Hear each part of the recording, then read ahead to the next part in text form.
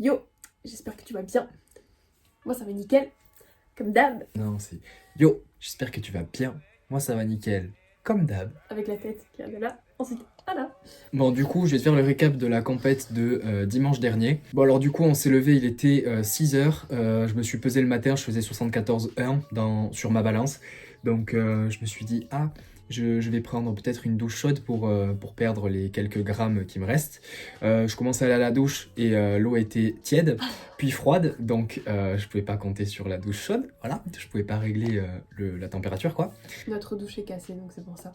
Donc du coup ce que j'ai fait c'est que j'ai regardé sur internet comment saliver parce que j'avais déjà entendu Sean Noriega qui utilisait en gros le fait de cracher pour pouvoir perdre de l'eau quoi et se déshydrater davantage et du coup perdre un peu de poids supplémentaire.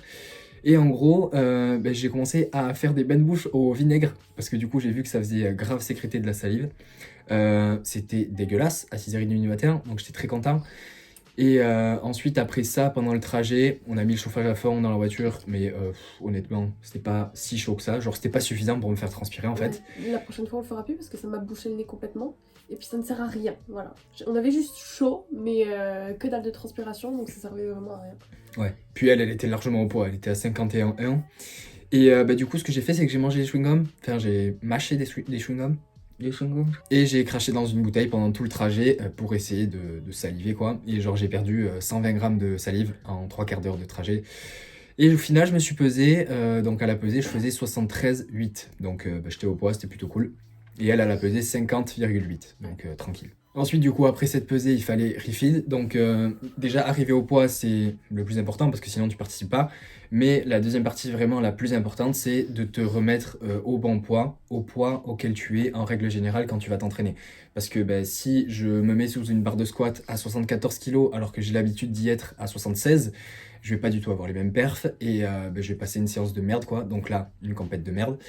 Donc le truc le plus compliqué là, c'était genre boire, prendre du sel, manger et en gros pour se retrouver moi du coup à 76 et elle à 52 et quelques. En plus, genre l'organisation, c'était compliqué, c'est-à-dire que elle passait dans le premier groupe et on a été prévenu style 20 minutes avant, dans le sens où la compétition elle devait démarrer à 10h. On devait se peser à 8h, mais on s'est pesé genre à 8h20 et demi. Et la compétition, elle a quand même commencé à 10h quoi. Et elle, du coup, elle a commencé à passer à 10h. Sauf que nous, c'était genre, moi j'étais dans le deuxième groupe et c'était en mode est-ce qu'on passe directement après son groupe?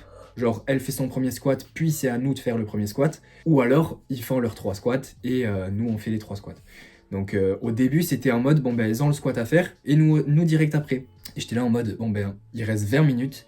Et en 20 minutes, je dois m'échauffer de zéro, genre totalement à froid, tu vois, en train de manger encore, jusqu'à 180 kilos. Et j'étais là, là ça va être compliqué. Hein. Et du coup, elle s'est échauffée et au final, on est passé en 2 groupes différents. Donc elle a fait squat 1, 2, 3 et après, c'était à notre groupe de faire le squat 1, 2, 3. Mais j'ai quand même pas eu le temps de m'échauffer autant que ce que je fais en séance. Et du coup, je suis passée de 100 à 120 directement. Je te mettrai les tentatives, je pense, pendant qu'on est en train de parler là, mais du coup, elle a fait 120, genre archi facile, 125, archi facile, et 130, archi facile. Voilà, genre 130 RPE6. Le truc, c'est qu'on savait pas en fait comment on réagissait au fait d'être déshydraté et après de reprendre ce poids-là, etc. Donc au final, elle l'a joué plutôt conservateur sur le squat. Ouais.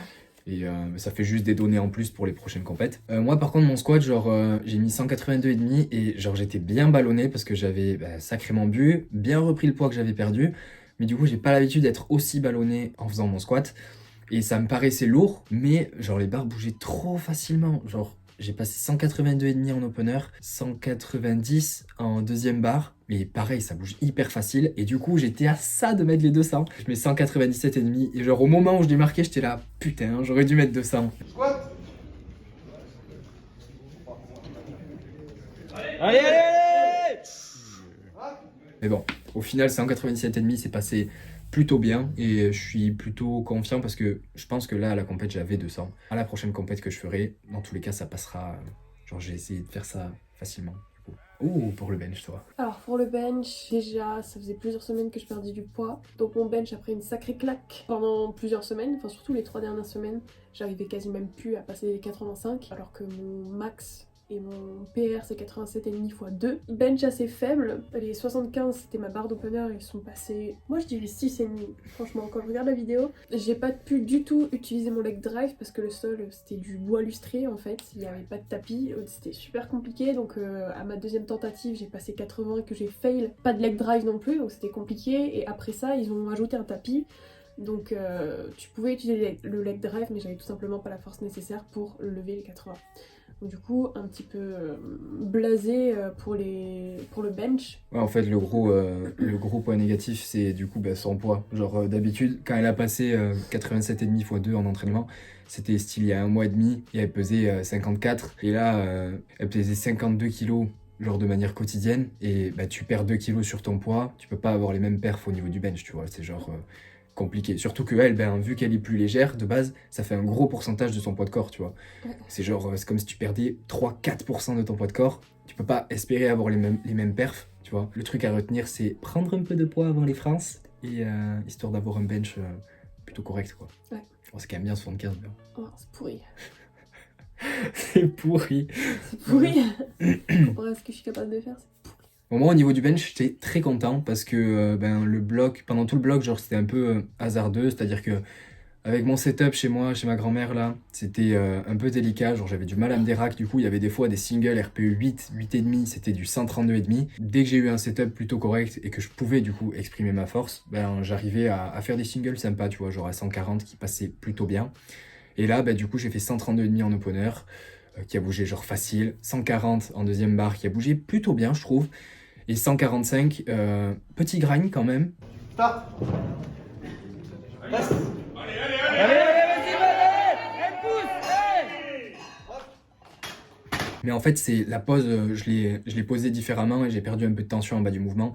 Donc je suis quand même content d'avoir réussi à la grind et de pas avoir mon cul qui s'est levé ou de problèmes techniques du coup qui ont fait que j'aurais pu avoir un rouge. Donc 145 c'était plutôt cool parce que c'était un pillard aussi, genre pillard au squat, pillard au bench. Pour le deadlift, un opener à 135 qui est passé super facile. Donc du coup après normalement je devais mettre, on avait dit que je mettrais 135, 140, 145. J'ai ouvert à 135, j'ai mis 142,5 qui sont passés super faciles et j'ai voulu mettre les 150.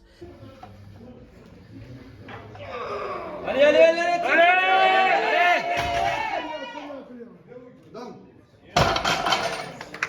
Ça va en bas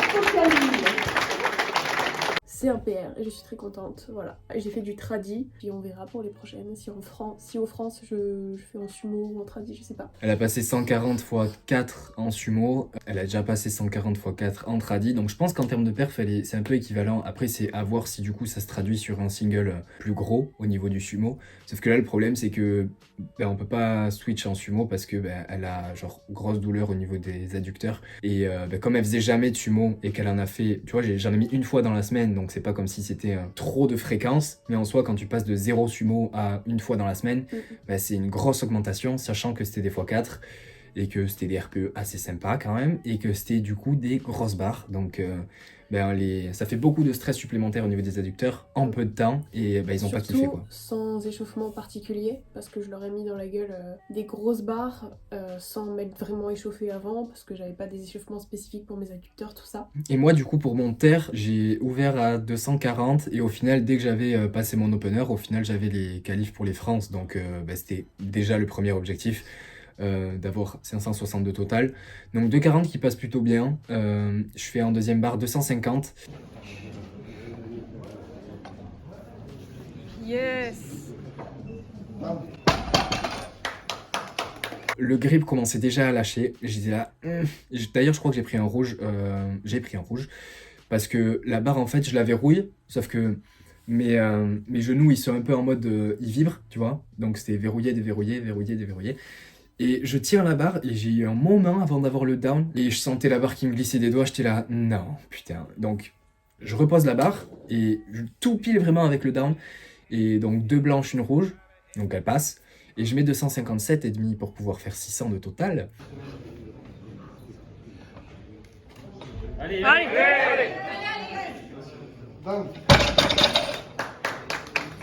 Et je la fail sur mon grip, putain de merde.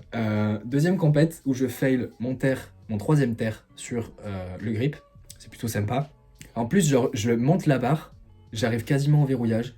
Enfin, je suis Ouais, au verrouillage, t'es au quoi. verrouillage. Et au moment où il dit down, Ouais, je lâche la fais barre. tomber Parce la qu'en barre. fait, la barre, elle commence à me glisser des doigts de ouf, si tu veux. Dans ma tête, j'étais complètement comme ça, tu vois. Genre, complètement avec les épaules protractées, etc. Et quand je regarde la vidéo, j'étais plutôt bien. Et je pense que j'avais les épaules derrière la barre, tu vois.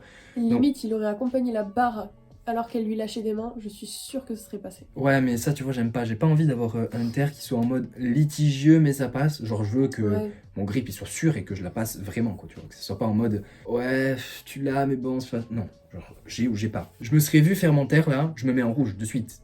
Genre, j'ai même eu une blanche sur ça, alors que la barre, je l'ai lâchée. C'est vrai. Non, me mets pas de blanc, genre, ça, c'est pas bon. Il faut mettre en rouge. Je veux avoir un grip irréprochable. Ouais, et du coup, en fait, j'ai pris peur parce que la barre, elle commençait à me glisser des doigts. Quand il a dit down, en fait, elle m'a glissé des doigts vraiment et je voulais même pas l'accompagner parce que j'avais peur qu'elle m'éclate les pieds. Et j'avais pas du tout envie d'avoir une fracture aux orteils.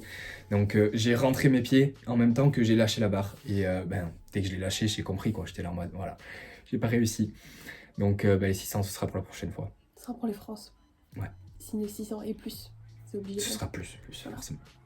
Je vais pas me contenter de 600 quand même. Alors voilà, je vais te montrer les perfs de Charlie parce que du coup, il est aussi en moins de 74 kilos, il a un an de moins que moi, donc il a ton âge, 2000 il me semble.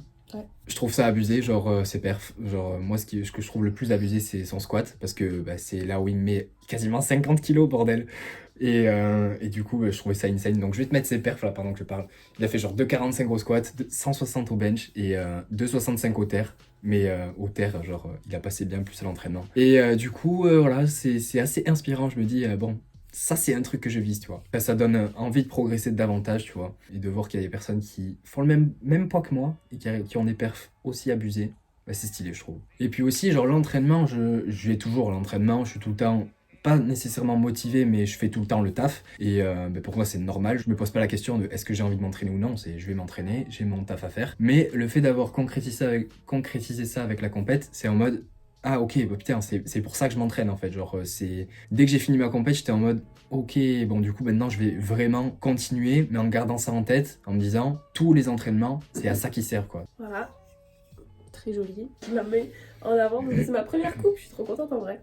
Je vise les coupes des France. Au moins une petite, tu vois. C'est que les premiers qui ont les coupes. Pourquoi une petite? Non, première place tu veux. Est-ce que t'as un objectif en tête pour les France du coup? Alors au squat, ce que j'aimerais bien, pour les France, ce serait trop bien. 140 ou 145. Au bench, j'aimerais bien les 85. Ce serait bien aussi. Et au terre, 160. Voilà. C'est faisable en vrai. Et moi j'ai aucune idée de ce que je pourrais passer aux France. Ce serait stylé 600 en opener. Il y a 4 mois. Donc en vrai en 4 mois c'est faisable, tu vois. 600 en opener. Puis après on voit. Qu'est-ce que tu fais? Je prends mon couteau pour me couper les peaux. Super. Voilà, pro tip, si tu veux pas t'arracher les mains au terre, tu te coupes les peaux, genre la corne, et après tu les limes, et après tu les hydrates. Genre, si tu peux les hydrater tous les jours, c'est mieux. Et ça t'évite de t'arracher les mains sur tes barres. Est-ce que tu as quelque chose d'autre à dire ou c'est bon? I'm good. I got nothing to say. Ok. Moi, je suis pas intéressante comme personne, de toute façon, je sais pas rien dire. Ouais, c'est vrai. Bref, j'espère que tu auras aimé la vidéo. Si t'as aimé, mets un j'aime, commente pour me dire ce que t'en as pensé. Je te dis à la prochaine. Reste positif. Peace. Putain, plein d'oiseaux, c'est trop stylé. On dirait des mini-avions. Putain, ouais. Ils planent, c'est trop bien. Ouais, des oiseaux quoi.